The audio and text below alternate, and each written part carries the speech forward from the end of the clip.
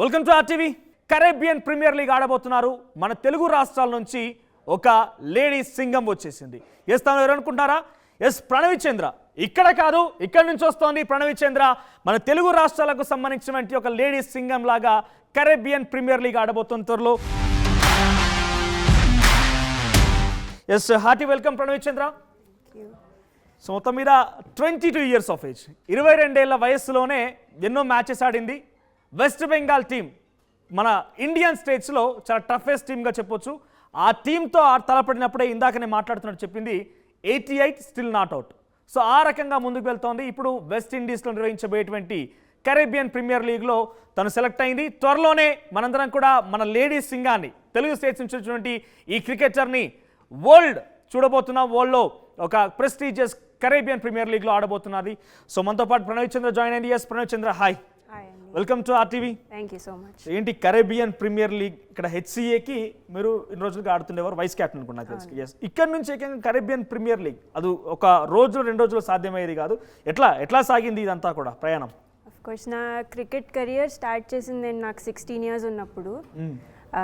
ఇంకా చదువు మీద అంత ఇంట్రెస్ట్ రావట్లేదు అని చెప్పి నేను మా పేరెంట్స్తో క్రికెట్ ఆడతాను అని సమ్మర్ క్యాంప్లో జాయిన్ అయ్యాను. అక్కడి నుంచి నా జర్నీ నెక్స్ట్ 1 yearలోనే సీనియర్స్ రిప్రజెంట్ చేసి ఫస్ట్ under-23 ఆడాను. దాని తర్వాత రైట్ ఇంటూ under-19 నేను క్యాప్టెన్ చేశాను under-19 టీమ్కి. అక్కడి నుంచి నా జర్నీ ఇలా స్టార్ట్ అయింది. ఓకే, ఫస్ట్లో మీరు మీ పేరెంట్స్కి నాకు ఇక చదువు అవ్వడం లేదు, నేను ఆడుతున్నప్పుడు వాళ్ళు ఏం అబ్జెక్షన్ చెప్పలేదా? అఫ్ కోర్స్ చెప్పారు, బట్ ఫార్చునేట్లీ ఆడి చూపించాను. నాకు టాలెంట్ ఉంది, I can do big things అని నన్ను చూసిన కోచెస్ అందరూ చెప్పారు. సో అలా నన్ను సపోర్ట్ చేస్తూ వెళ్ళారు. బేసిక్గా అంటే బిఫోర్ ఒక లేడీస్ టీం వచ్చి వాళ్ళు ప్రూవ్ చేసుకునేంత వరకు కూడా క్రికెట్ అనేది కేవలం అబ్బాయిల గేమ్ మాత్రమే. స్ట్రెంగ్త్ ఉండాలి, టెక్నిక్స్ ఉండాలి, అబ్బాయిలు ఒక ర్యాష్గా ఉండాలని ఒక వే ఆఫ్ థింకింగ్ ఉండేది. కొంతమంది లేడీస్ టీమ్స్ ఎప్పుడైతే ఇంటర్ఫియర్ అవ్వడం కావచ్చు, లేకపోతే వాళ్ళు ఒక ప్రెస్టీజియస్ నేమ్ ప్రతిష్టలు పొందిన తర్వాతనే వాళ్ళందరూ వస్తున్నారు కదా. సో అప్పుడు మీకు అనిపించిందా నేను అంత స్ట్రెంగ్త్ గెయిన్ చేయగలుగుతానని కానీ నేను ఫేస్ చేయగలుగుతానని చెప్పని? అంటే నా చిన్నప్పటి నుంచి నేను గల్లీ క్రికెట్ ఆడుతానే వచ్చాను. గల్లీ క్రికెట్ గల్లీ దగ్గర ఆగిపోయాం, ఇంకా మీరు వెస్ట్ ఇండీస్కి వెళ్ళిపోతున్నారు. ఓకే, ఫార్చునేట్లీ గల్లీ క్రికెట్ ఆడుతూ వచ్చాను, అక్కడ బాయ్స్తో ఆడాను. సో నేను చిన్నప్పుడు బ్యాడ్మింటన్ కూడా ఆడేదాన్ని. సో ఒక స్పోర్ట్స్ ఫీల్డ్లో ఎలా ఉంటుంది, కష్టాలు ఎలా ఉంటాయి అని కొంచెం ఐడియా ఉంది. అలా క్రికెట్లోకి వచ్చాను. Of course compare to men, women ఇప్పుడు చాలా ఆల్మోస్ట్ సిమిలర్ స్టేజ్లో వస్తున్నారు, hitting big sixes and all that. So I mean men women పెద్ద ఏమీ డిఫరెన్స్ లేదని నేను అనుకుంటున్నాను. Right hand batsmen. ఓకే, ఒక్కసారి అట్లా మీరు బేసిక్గా ప్రతిదానికి ఒక సిగ్నేచర్ మూమెంట్ ఉంటుంది. ధోని అనగానే హెలికాప్టర్స్ ఎట్లా ఉంటాయి, మీ సిగ్నేచర్ మూమెంట్ ఏంటి? నా favourite shot 6 over mid wicket. ఓహో, ఒకసారి షాట్ ఎట్లా ప్లే చేస్తారనేది.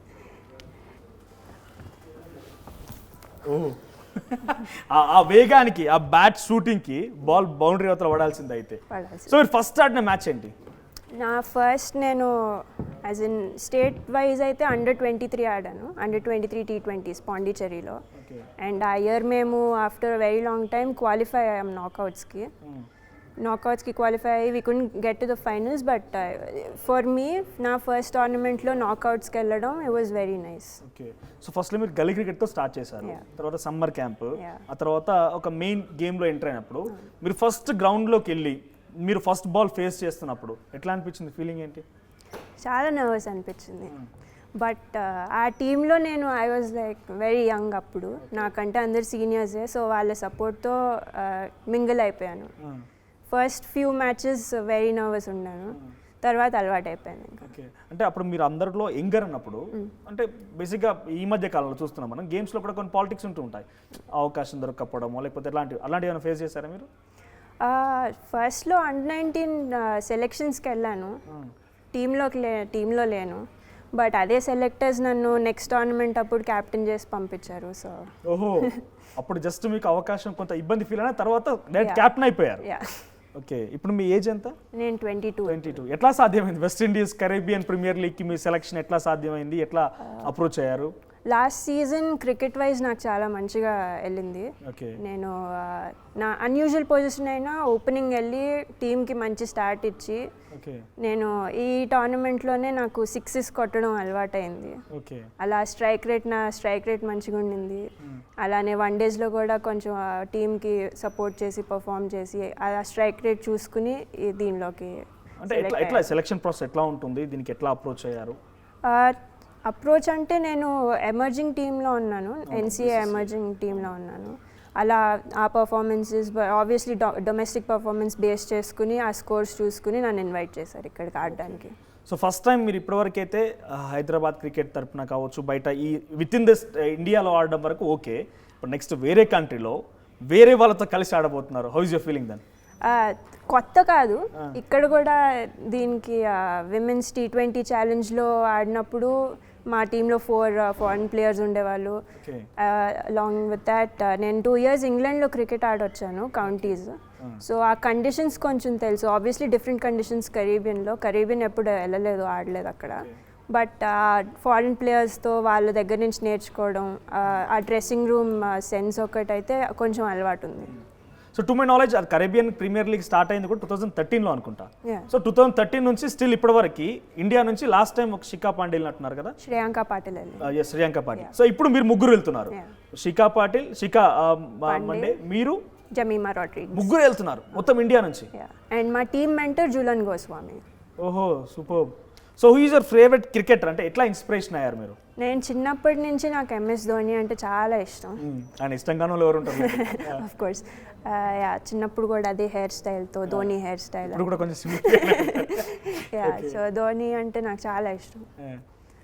సో ఆయన ఇన్స్పిరేషన్తో ముందుకెళ్ళారు. సో లేడీ క్రికెటర్స్లో మీకు ఇన్స్పిరేషన్ లేకపోతే ఇట్లా ఈ వే ఆఫ్ స్టైల్లో వెళ్ళాలి, ఇట్లా హర్డిల్స్ ఫేస్ చేయాలి, ఇట్లా ఓవర్కమ్ చేయాలని ఎవరిని ఇన్స్పిరేషన్గా తీసుకున్నారు? ఒకళ్ళంటూ లేరు, మన ఇండియన్ టీంలోనే చాలా మంది ఉన్నారు. హర్మన్ ప్రీత్, ఆబ్వియస్లీ మితాలి రాజ్, స్మృతి మందాన.